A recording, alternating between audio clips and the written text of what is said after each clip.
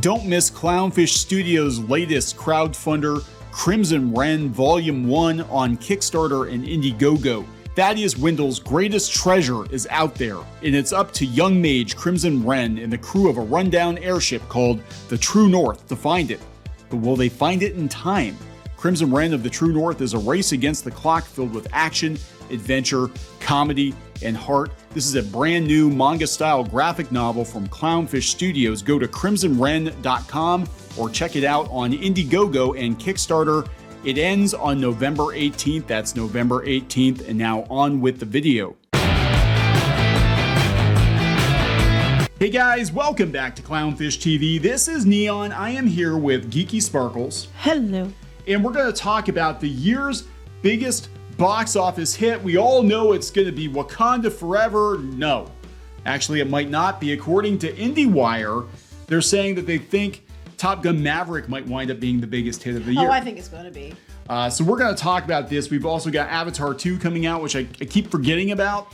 I don't know how it's going to do because, yeah, it did a lot of money before, but I didn't think people really liked the movie other than the fact that it was pretty.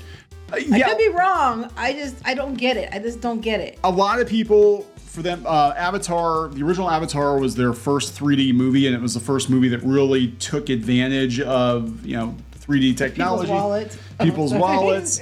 I mean, look, it had its fans, and I personally like, we talked about this with Disney. Like, I like Pandora in the parks, but I hate the movie. I think it's boring. I think it's a boring movie, but they're making like, what, 5 or 8 or 10 or 15 5 more. of them, and this one's going to be over 3 hours. Okay, so we'll see. I'm sure it'll do well. Here's the thing, too. They're coming out at the end of the year. Top Gun Maverick has been out for months and months. Yeah. So that's the other thing you got to look at, too. So we're going to look into this. Again, coming out in like November, December, if these movies have long legs, they could play for months. The original Avatar did back in the day, and then they brought it out again and again. They keep bringing it out again to try to bump them back up. Right. Anyway, let's talk about this. Before we get into it any further, please subscribe for more pop culture news, views, and rants, guys. Over 278, almost 279,000 subs. Thank you for the support. We're almost there. Before we get into this and talk about Wakanda Forever, spoiler, Namor. Oh, no, I'm sorry. Namor. Namor is in this movie, and I'm so mad because the audience is Namor. He mispronounces his own name. Now everybody's arguing over how to pronounce it. It's Namor. If you go to the original cartoon and you ask the creator of it's Namor, but this isn't Namor anyway, so he can be Namor. Okay, what I'm worried about with Wakanda Forever is everything I'm seeing. It's the woman show. We mentioned the women because of the women, and this character because of women and women of the women, and that's cool. But it's all either women or in honor of Chadwick Boseman, which I'm not saying is a bad thing. But I think that the actor himself is becoming bigger than the film, which might become a problem for the film. The problem is it's a Black Panther movie without the Black Panther. Well, they get Black Panther's a mantle though, so it's a mantle that can be passed. But that's not. But they're not letting you know who is going to be doing it. They're just saying the ones wearing the suit. Yeah, I've heard originally it was going to be Shuri, and then I heard that they were going to change it because Letitia Wright, they weren't real happy with her over the anti-vax stuff, and so now who the hell knows? Somebody who's really into. There were a couple of reviewers on Twitter that have seen it, and they're actually like pro MCU Twitter users.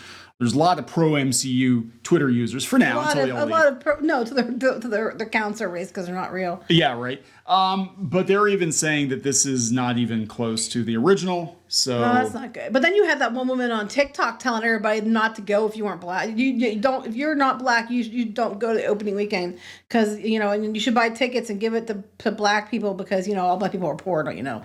And give them your tickets, and then you stand guard and you don't let anybody else in that theater but black people.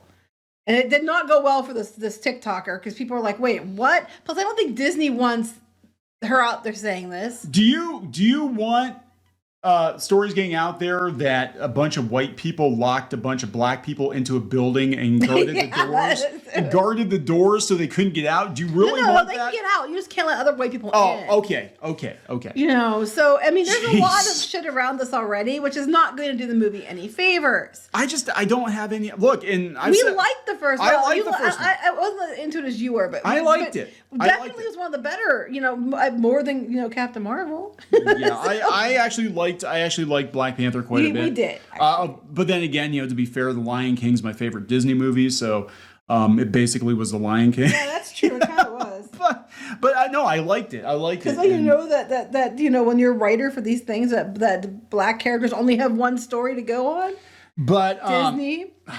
Looking at you. what I'm having a problem with, beyond the fact that obviously Chadwick Boseman could not be in this movie, R.I.P. sir, but this is going to be the Riri Williams backdoor pilot for the Disney Plus show. Yeah, that's exactly what it is. And she's annoying as hell. They seem to think she's annoying. The other characters thought she was annoying. Everybody thinks she's annoying, but I guarantee you by the end of the movie, she's going to be the bestest, smartest, most well-respected, well-liked character ever. She's going to be better than Tony. Obviously. Better than Tony because she's still alive. How you know? Because she's still alive. How you know she's better than Tony? Because she's still alive. She's still alive. That dumbass snapped himself. Save her. To save her. She could have figured out how to do it without killing herself. What I'm seeing of it so far, I'll probably go watch it. It looks interesting. If I'm allowed to, But I'm a ginger. We're basically interchangeable at this point, from my understanding. But it just seems like a lot of it's very, woman, which is okay. But it was like it wasn't before, so it's a very jarring, juxtaposition from the first film. The original movie, there were strong women, but it did focus on kind of the succession of kings, and it was a beef between two men and two ideologies, and Yeah, so but I mean, it's okay to put a female, character in there. It's just that they're like really going all in on the women. It's like they're trying to do like was that female king or woman king or whatever. Yeah, it's like the Wakanda edition. Back to the thing about people blocking the doors and letting black people going to see it for opening weekend. The other lead is not white either. Are we supposed to block out anybody who is of a Hispanic origin? Hispanics not allowed, Latinx allowed. Oh, the Tinkerbell. The Tinkerbell. That's how it works. Okay. That's the if you don't identify as the Tinkerbell, you can't get it. Yeah, that's how it works. So anyway, they're saying, hey, this is gonna make a ton of money, and it might. I don't know. The thing I've seen of it. This is one I really don't know. Which one? Is it Avatar? Yes. I'm going to tell you Forever. flat out, I'm not a fan of Avatar. I'm not going to go watch it because you might love it, and that's cool. I find it boring as hell. I do not like it. I have zero interest in it. I can't understand how it made so much money the first time. The other one, the Wakanda Forever, I was actually interested in, but the more I see of it, the more I actually don't want to go see it. And I was super interested in it in the first trailer, but then I keep adding stuff and I keep seeing more of these characters, and I'm like, I wanted to like you. Why are you doing this? The more Riri Williams we see, the more people know about. Honestly, yes. Yeah, that's pretty much. It's like, oh my god! And people said that she's MacGuffin. She's basically the America Chavez of this movie, and it's all about her. We were talking about it last night, and here's the thing. When I think of Doctor Strange and the Multiverse of Madness, I think about Doctor Strange and Wanda. I don't even remember that America Chavez was in it. And she was like the main plot point, and I still forget that she was in it. Until people mention it, I'm like, oh yeah. Yeah. That's not good. That's gonna be phase 4. Like years from now, provided Disney hasn't completely destroyed the MCU and Marvel and the brand.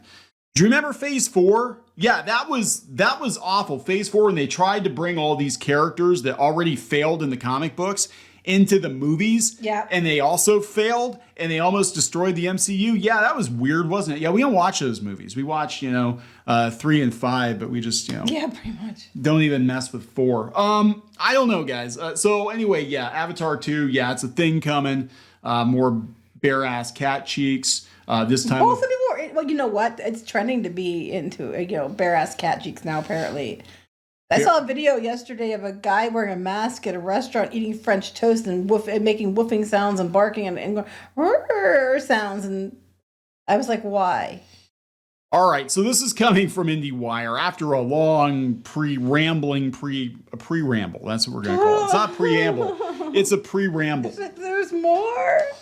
Place your bets. The year's #1 domestic box office hit could be Top Gun Maverick. I think it probably will be. They said Black Panther, Wakanda Forever, and Avatar 2 could have a shot at being #1 for 2022, but it's definitely not a sure thing. So, yeah, it lapped the field with a domestic $716 million gross, Top Gun 2. Two upcoming Disney titles each have a chance to grasp Tom Cruise's bragging rights as the top film of 2022. Black Panther 2 and Avatar 2. Before making any predictions, remember last spring. Before its CinemaCon screening in April, industry consensus on Maverick was around $325 million, perhaps the fourth biggest domestic hit of the summer. They said that Jurassic World Dominion was going to dominate, Doctor Strange was going to dominate, and Thor, which was a bomb. The guesses were off to varying degrees. Strange was $411 million. Thor was $343 million, and Jurassic was the whiff with $376 million. Still all were respectable estimates except for Maverick. Guesses for Wakanda and to some extent Avatar, it's easier. In a franchise business, we have models to gauge potential. Maverick was a sequel. The original is more than 30 years old. So there's a lot of build-up anticipation. There's a lot of things going on with Maverick. A lot of people went to go see Maverick because Maverick, frankly, wasn't woke, okay? People went to go see Maverick because it was return to classic, just Hollywood filmmaking. It was a good movie that happened to have diversity, but it wasn't the driving force behind the film. It was just a good movie for fun. It was just good fun. And if you like the original, you'll like this. It respected the source material. That's what it was. So opening weekend, which I never could have guessed this for Top Gun. I thought it would do okay. I did not expect anything like this. They said it delivered $127 million on its 3-day opening weekend, grossed $617 million without China. That's the mark to beat. Both Wakanda and Avatar have a shot. Neither is a guarantee. Let's look at the models, throw in some caveats. They're just talking about Black Panther was a lead up to Endgame and or a lead up to Infinity War. The sequel carries a different kind of weight. It mourns the death of T'Challa, Chadwick Boseman. Yeah, and can it carry it without him? That's the question. This is it's like the Hogan family, right? So Valerie Harper gets gone. See, this is how old I am. Valerie Harper gets gone after the first season because she wanted more money. So it's not like the Hogan family but they killed her character off on the show and she didn't have to tweet. They just fired her because she wanted more money. And then the show went on for more seasons with, other characters and Sandy Duncan. And that's kind of what this reminds me of. It's like a Black Panther spinoff. It's because it doesn't actually have the Black Panther. I mean, but the thing is, the only way it works in this case is it is a mantle. So they have that going for it. Yeah, I mean, this is like doing a Batman movie and it's just like the Robins. Let's just have. Oh, they'll do that. They'll just do a movie called Robins. Well, they could if they made it good. Robins. Yeah. So it just goes on. Basically, it's like, look, and they do mention that we're splitting it between 2022 and 2023. They said 13 years ago the original Avatar was a massive hit. I still don't get that because of the 3D. With 3D, they said that. The original was a massive hit with its then breakthrough 3D and adjusted results. It's number 15 of all time. The 3D is back and probably even more impressive, but today's median age for blockbuster audiences is 20 to 25. They were kids when the original was released. Many saw it, but familiarity is not certain. Most people forgot it existed after 2 years. It wasn't. It was Dances with Cat people. Dances with Banshees. I don't know. Dances with Banshees. It's just I don't know. It said worldwide Avatar is anticipated to be the biggest film of the year. Well, that's true because they're talking global. Because, Maverick's going to be limited on global. Who's going to go watch that for global? You know what I mean?